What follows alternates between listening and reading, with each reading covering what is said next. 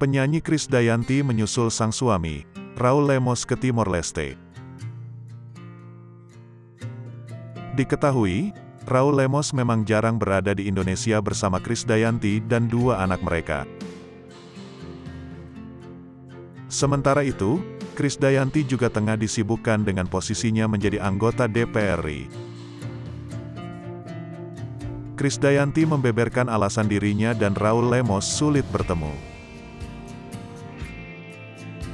Belum datang lagi karena memang kan flight-nya terbatas kalau Timor Leste ya.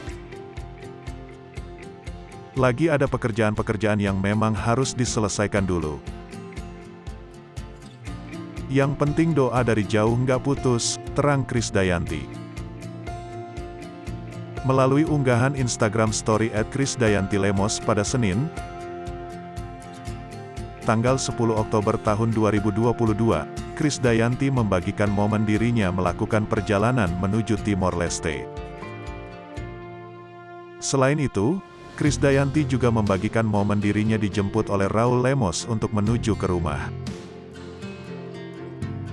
Diketahui pada 2019, rumah tangga Krisdayanti dengan Raul pun sempat dikabarkan goyah lantaran adanya isu orang ketiga. Raul pernah mengunggah di Instagram story-nya perihal tindakan yang harus dipikirkan sebelum dilakukan.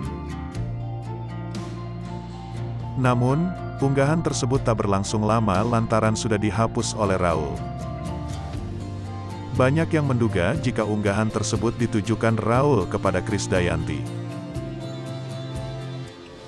Namun, baik Krisdayanti maupun Raul tak memberikan penjelasan secara detail terkait kabar miring tersebut.